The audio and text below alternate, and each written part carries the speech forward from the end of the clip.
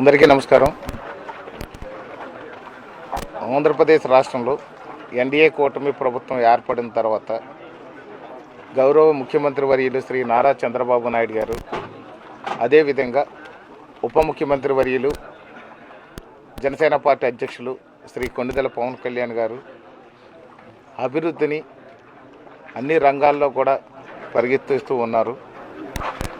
ఆర్థిక పరిస్థితి అంతంత మాత్రంగా ఉండి అప్పులు కుప్పలు తిప్పలుగా ఉన్నప్పటికీ కూడా అభివృద్ధి సంక్షేమం రెండు కూడా ఒక జోడెద్దుల బండిలా లాగిస్తూ ఆంధ్ర రాష్ట్ర ప్రజల్ని ఎప్పటికప్పుడు అభివృద్ధి పదంలో నడిపించడానికి అన్ని రకాల ప్రయత్నాలు చేస్తున్నారు. అదేవిధంగా ముఖ్యంగా ఆంధ్రప్రదేశ్కి ఆదాయ వనరులు పెరగాలి అని అంటే ఇండస్ట్రీస్ రావాలి, అన్ని రకాల కంపెనీలు కూడా రావాలి. అన్ని రకాల కంపెనీలు వస్తేనే దాని ద్వారా ఆదాయ వనరులు పెరుగుతాయి, ఆంధ్రప్రదేశ్ రాష్ట్రం అభివృద్ధి చెందుద్ది. అదేవిధంగా నిరుద్యోగులకు ఉద్యోగ అవకాశాలు వస్తాయి. ఇండైరెక్ట్గా ఎంప్లాయ్మెంట్, డైరెక్ట్ ఇండైరెక్ట్ ఎంప్లాయ్మెంట్ రెండూ దొరుకుతాయి. డైరెక్ట్ ఎంప్లాయ్మెంట్ అంటే ఎంప్లాయీస్ అందరూ వచ్చి అక్కడ పనిచేసుకుంటారు. అదేవిధంగా ప్రతి ఇంటి నుంచి కూడా ఒక ఎంటర్ప్రైనర్, ఒక వ్యాపారస్తుడు ఉండాలని చెప్పేసి ముఖ్యమంత్రి గారి ఆలోచన.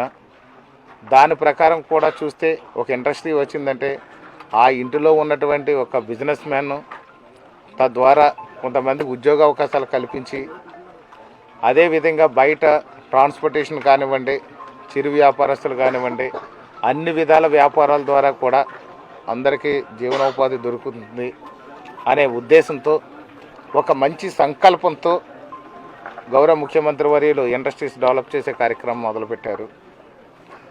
అదేవిధంగా చూస్తే ఈ యొక్క ఇండస్ట్రీస్ మంత్రివర్యులు భరత్ గారు కూడా చాలా ఛాలెంజ్గా తీసుకుని నడిపిస్తున్నటువంటి పరిస్థితిని చూస్తున్నాం మనం. ముఖ్యంగా చూసినట్లయితే అందులో భాగంగా రాజానగరం నియోజకవర్గంలో కూడా ఇండస్ట్రియల్ పార్క్ అభివృద్ధి చెందాలి, తొందరలో ఇండస్ట్రీస్ అన్నీ కూడా ఇక్కడికి రావాలి. అలాగే స్థానికంగా ఉన్నటువంటి ప్రజల్లో కూడా పెట్టుబడిదారులు ఎవరైతే ఉన్నారో వారు కూడా ఇండస్ట్రీస్ ఇక్కడ పెట్టాలి, దాని ద్వారా వాళ్ళ వ్యాపారాలు చేయాలి. ఇక్కడ ఇండస్ట్రీస్ వచ్చిన తర్వాత ఆ ఇండస్ట్రీస్లో పనిచేయడానికి ఇక్కడ ఉద్యోగస్తుల్ని కూడా స్థానికులకి ప్రయారిటీ ఇవ్వాలి.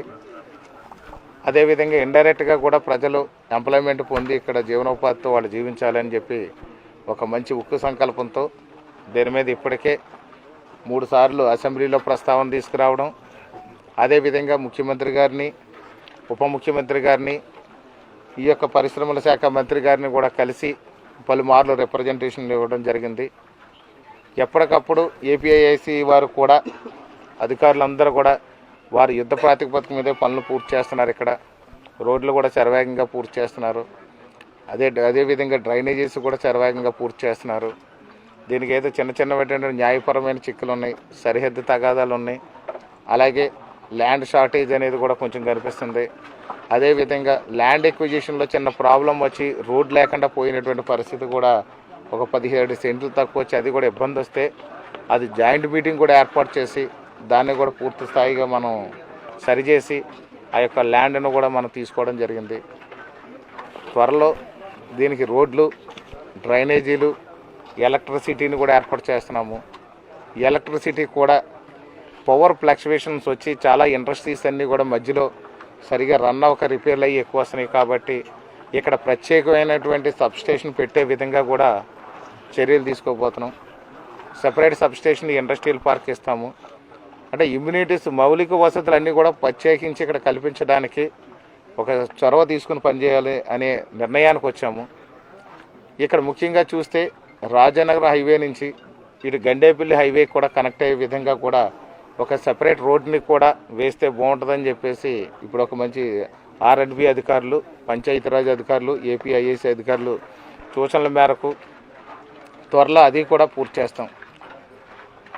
ఈ విధంగా ఇక్కడ ఉన్నటువంటి పరిస్థితులన్నీ కూడా చక్కదిద్ది ఫుడ్ ప్రాసెసింగ్ యూనిట్లు కానివ్వండి, మ్యానుఫ్యాక్చరింగ్ యూనిట్లు కానివ్వండి, కుటీర పరిశ్రమలు కానివ్వండి, అదేవిధంగా ఈ యొక్క small scale industries, middle scale industries కూడా ఎస్టాబ్లిష్ చేసుకునే విధంగా ఇక్కడ ఇన్ఫ్రాస్ట్రక్చర్ అంతా కూడా కంప్లీట్ డెవలప్మెంట్ని May 31st డెడ్ లైన్ అని చెప్పి మేమందరం ఒక నిర్ణయం తీసుకుని మే 31, 2025 డెడ్ లైన్ అనుకుని రోడ్లు, డ్రైనేజీలు, ఎలక్ట్రిసిటీ, వాటరు అంతా కంప్లీట్గా ఇక్కడ ఇచ్చే విధంగా ఇన్ఫ్రాస్ట్రక్చర్ అంతా కూడా ఫుల్ ఫ్లెడ్జ్గా డెవలప్ చేయడానికి అటు మంత్రి గారు కూడా దానికి తెలియజేశారు. అదేవిధంగా ఏపీఐఏసీ అధికారులు, ఇక్కడ ఎలక్ట్రికల్ అధికారులు, ఈ యొక్క R&B అధికారులు, కాంట్రాక్టర్ అందరితో రివ్యూ మీదట మే 31, 2025 కల్లా కంప్లీట్ ఇన్ఫ్రాస్ట్రక్చర్ని డెవలప్ చేసే విధంగా ప్లాన్ చేస్తున్నాం. జూన్ 1st వీక్ లేదా జూన్ 2nd వీక్లో సైట్స్ అన్నీ కూడా అలాట్ చేస్తాం. 369 సైట్లు ఉన్నాయి. ఇక్కడ 300 గజాల నుంచి స్టార్ట్ చేసి ఎకరం వరకు కూడా సైట్లు ఇవ్వడానికి ఈ యొక్క ఏపీఐఏసీ ఇండస్ట్రియల్ పార్క్లో సిద్ధం చేస్తున్నాం. ఎకరం కావాల్సిన వాళ్ళు కూడా చేయొచ్చు. మినిమం 5 లక్షల నుంచి 25 కోట్ల వరకు ఇన్వెస్ట్ చేసుకునే విధంగా ఇక్కడ ఇండస్ట్రియల్ పార్క్ని డెవలప్ చేస్తున్నాం. ఒక ఎంటర్ప్రైనర్ కావాలి అని అంటే ఒక ఎకరం తీసుకుని 25 కోట్లు ఇన్వెస్ట్ చేసే విధంగా కూడా ఇక్కడ ఉంటుంది. దానికి కావాల్సినటువంటి పర్మిషన్స్ అన్నీ కూడా సింగిల్ విండో పర్మిషన్లు ఇచ్చే విధంగా కూడా ఏర్పాట్లు చేస్తున్నాం. అంటే ఒక్కొక్క ఆఫీస్కి ఒక 3 నెలలు తిరిగి అన్ని ఆఫీసులు కంప్లీట్ అయ్యేసరికి ఒక 3-4 ఏళ్ళు పట్టేదానికంటే కూడా సింగిల్ విండో పర్మిషన్స్ వచ్చే విధంగా కూడా ప్లాన్ చేస్తున్నాం. అన్నీ ఒకేసారి ఒకే చోట వచ్చే విధంగా కూడా ప్లాన్ చేస్తుంది ప్రభుత్వం. అదేవిధంగా చూస్తే సబ్సిడీస్ విషయానికి వస్తే జనరల్ పీపుల్కి అయితే 25% ఉంది. అది మహిళలకు కానివ్వండి, అదేవిధంగా బీసీ, ఎస్సీ, ఎస్టీ వాళ్ళకైతే 45% వరకు కూడా సబ్సిడీలు కూడా సౌకర్యం కల్పిస్తున్నాం ఇక్కడ. అదేవిధంగా ఇప్పుడు కొత్తగా గౌరవ ముఖ్యమంత్రి వర్యులు శ్రీ నారా చంద్రబాబు నాయుడు గారు మంత్రివర్గం క్యాబినెట్లో కూడా మొన్న ఆమోదం చేసింది. ఈ యొక్క ఇండస్ట్రీస్ ఎవరైతే ఇండస్ట్రీస్ ఎస్టాబ్లిష్ చేస్తుంటారో వాళ్ళందరికీ కూడా ఇన్సెంటివ్స్ ఇద్దామని చెప్పేసి కూడా ఒక నిర్ణయానికి వచ్చారు. ఎప్పుడైతే ఇన్సెంటివ్స్ కానీ ఇస్తే వాళ్ళకి ప్రోత్సాహం కింద ఉంటుంది. దాని ద్వారా ఇండస్ట్రీస్ వస్తే గవర్నమెంట్కి ట్యాక్స్ వస్తుంది. అదేవిధంగా నిరుద్యోగులకు ఉద్యోగాలు వస్తాయి. అలాగే ఈ కార్మికులు కూడా పనులు దొరుకుతాయి. ఈ చుట్టుపక్కల గ్రామీణ ప్రాంతాల్లో కూడా చాలామంది పనులు దొరక్క హైదరాబాదు, వైజాగ్, విజయవాడ, మెడ్రాసు ఎక్కడికి వెళ్ళి రకరకాల పనులు చేసుకుంటున్నారు.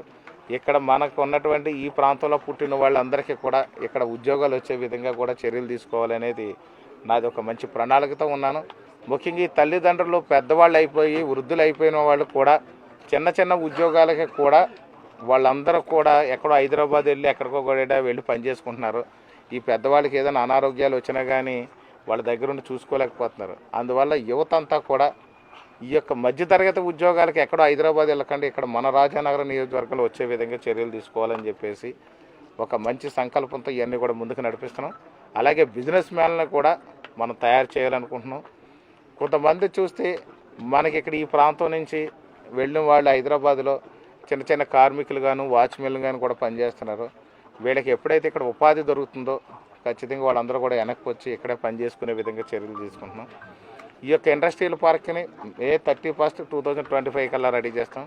అదేవిధంగా సాఫ్ట్వేర్ కంపెనీలకి software technology parks of India అని చెప్పేసి ఒక కంపెనీ ఉంది. ఈ సాఫ్ట్వేర్ కంపెనీలు అన్నింటిలో కూడా మెయిన్ కంపెనీ అది. దాన్ని కూడా తీసుకొచ్చే ప్రపోజల్ పెట్టాం. మన తెలుగుదేశం పార్టీ యువ నాయకులు, జాతీయ కార్యదర్శి, మన హెచ్ఆర్డి మంత్రి గారు శ్రీ నారా లోకేష్ బాబు గారు కూడా దాని మీద స్పష్టమైనటువంటి ఇన్ రైటింగ్లో కూడా ఆయన తెలియజేస్తూ STPA మీ దగ్గర పెడదాం, సాఫ్ట్వేర్ టెక్నాలజీ పార్క్స్ ఆఫ్ ఇండియాది మీ దగ్గర పెడదాం ఖచ్చితంగానే, అక్కడ సాఫ్ట్వేర్ డెవలప్మెంట్స్ కూడా చేద్దామని చెప్పేసి వారు నాకు లెటర్ కూడా ఇవ్వడం అయింది రిటర్న్. కానీ త్వరలో అది కోరుకొండ మండలంలో మనం ఏర్పాటు చేయడానికి కూడా ఒక 25 ఎకరాలు ఇనిషియల్గా కూడా మనం చూడడం జరిగింది. ఇప్పుడు త్వరలో దాన్ని కూడా డెవలప్ చేసి ఇక్కడ సాఫ్ట్వేర్ పార్కు రావాలి, ఇండస్ట్రియల్ పార్కు రావాలి. ఈ యొక్క ఎంప్లాయ్మెంట్స్ అందరికీ వచ్చే విధంగా చర్యలు తీసుకుంటున్నాం. అదేవిధంగా ఇండస్ట్రీస్ పెట్టేవాళ్ళు కూడా ప్రత్యేకంగా ఆహ్వానిస్తున్నాం. త్వరలో ఇంకొక 1 మంత్లో ఇది ఒక స్టేజీకి వచ్చిన తర్వాత, ఫైనల్ స్టేజీకి వచ్చిన తర్వాత ఈ ఇండస్ట్రీస్ ఎవరైతే ఇండస్ట్రియలిస్ట్స్ ఉన్నారో వాళ్ళందరినీ కూడా, పెట్టుబడిదారులందరినీ కూడా ఒకసారి ఆహ్వానిస్తాము. క్రూసిబుల్ ఇండస్ట్రీస్ వారు అడిగారు, సెరామిక్స్ ఇండస్ట్రీస్ వారు అడిగారు, ఫుడ్ ప్రాసెసింగ్ ఇండస్ట్రీస్ వారు అందరూ సైట్లు అడుగుతున్నారు. త్వరలో అవన్నీ కూడా తీసుకొచ్చి మనకి ఇక్కడ పల్పీ మ్యాంగో దొరుకుతుంది, మామిడికాయల సీజన్లో బాగా మామిడికాయలు దొరుకుతాయి. మన అసెంబ్లీలో కూడా మాట్లాడి మాకు ఫుడ్ ప్రాసెసింగ్ యూనిట్లు ఎక్కువ ఇవ్వండి అని చెప్పాను. మనకి క్యాష్యూ ఇండస్ట్రీస్ కూడా బాగా పనిచేస్తాయి. జీడిపప్పుతో తయారు చేసేది పనిచేస్తాయి, మామిడికాయలతో తయారు చేసేది పనిచేస్తుంది, మామిడికాయ గుజ్జు తయారు చేయొచ్చు. అలాగే ఆరెంజెస్ మనకి ఏదైతే నారింజ, నిమ్మ, బత్తాయి ఇలాంటి వాటిలో కూడా తయారు చేస్తాయి. ఇక్కడ లోకల్గా దొరికే అన్నీ కూడా మనం ఇండస్ట్రీస్ ఇక్కడ పెట్టవచ్చు. రైస్ బ్రాన్ ఆయిల్ ఏదైతే మనకి తవుడు నుంచి నూనె తీస్తారో దాన్ని పెట్టవచ్చు. పామ్ ఆయిల్ తయారు చేయొచ్చు, అన్ని కోకోనట్ ఆయిల్ తయారు చేయొచ్చు, అన్ని ఇండస్ట్రీస్ పెట్టచ్చు. యువత అందరినీ కూడా బాగా అవేర్నెస్ అనేది తీసుకొచ్చి త్వరలో ఒక 1 మంత్లో కొంచెం అదే ఇప్పుడు ఈ రోజు రావడం కూడా ఇన్ఫ్రాస్ట్రక్చర్ ఎంతవరకు అయిందో చూడడానికి వచ్చాం. ఇది దగ్గర పడేసరికి బాగా ప్రచారం చేసి ఈ యొక్క అందరికీ కూడా ఎవరికి ఏ ఏ రంగాల్లో ఇంట్రెస్ట్ ఉందో వాళ్ళందరూ కూడా సైట్స్ అలాట్ చేసి పర్మిషన్లు కూడా ఇప్పించి వాళ్ళకి సబ్సిడీలు ఇప్పించి బ్యాంకుల తరఫు నుంచి కూడా లోన్స్ కూడా ఇప్పించి ఇక్కడ ఇది పార్కింగ్ త్వరలో డెవలప్ చేస్తామని మీ అందరికీ తెలియజేస్తున్నాను. 104 ఎకరాలు 104 ఎకరాల 3 సెంట్లు. అందులో 1 ఎకరం తక్కువ వస్తుంది. అది ఎక్కడుందో ఏంటో ల్యాండ్ ఎక్విజిషన్లో ఏం జరిగిందో తెలియదు. 1 ఎకరం షార్టేజ్ అవుతుంది. దాన్ని కూడా త్వరలో ఇప్పుడే రెవెన్యూ అధికారులు కూడా తెలియజేశాను. వాళ్ళు కూడా ఆ ఎకరం కూడా ఎక్కడ షార్టేజ్ అవుతుందో చూసి సర్వే చేసి అది తీసుకురమ్మన్నా చెప్పాం. వాళ్ళు అది ఫైండ్ అవుట్ చేయలేదు, వాళ్ళకి దొరకలేదు. మాకు ఇది షార్టేజ్ ఇప్పుడు ఏదైతే ఇప్పుడు కొత్తగా సర్వే చేస్తున్నారో అందులో దొరికింది. ఇప్పుడు షార్టేజ్ అనేది ఎకరం తక్కువ వస్తుందనే విషయం ఇప్పుడు తెలిసింది మాకు. గతంలో వాళ్ళకి తెలియలేదు. వాళ్ళు గతంలో అలర్ట్ చేసి వెళ్ళిపోయారు. పాస్బుక్ల ప్రకారం డబ్బులు ఇచ్చేసి ల్యాండ్ ఎక్విజిషన్ చేసినట్టున్నారు. సో ఇప్పుడు మేము దాన్ని రీసర్వే చేస్తేనే ఎకరం షార్టేజ్ వచ్చిందండి. ఆ షార్టేజ్ని కూడా రెవెన్యూ అధికారులు ఎవరిది ఉందనే చుట్టుపక్కల రైతులందరిది కూడా ఒకసారి రీచెక్ చేసి అది రైతులకు ఇబ్బంది లేకుండా ఉండే విధంగా చూసి ఆ షార్టేజ్ వచ్చిన ఎకరానికి చూస్తారు. అది దొరకకపోతే గవర్నమెంట్ రూల్ ప్రకారం దాన్ని ఏం చేయాలో చూసి ప్రొసీడింగ్ చేసి క్లోజ్ చేస్తారు.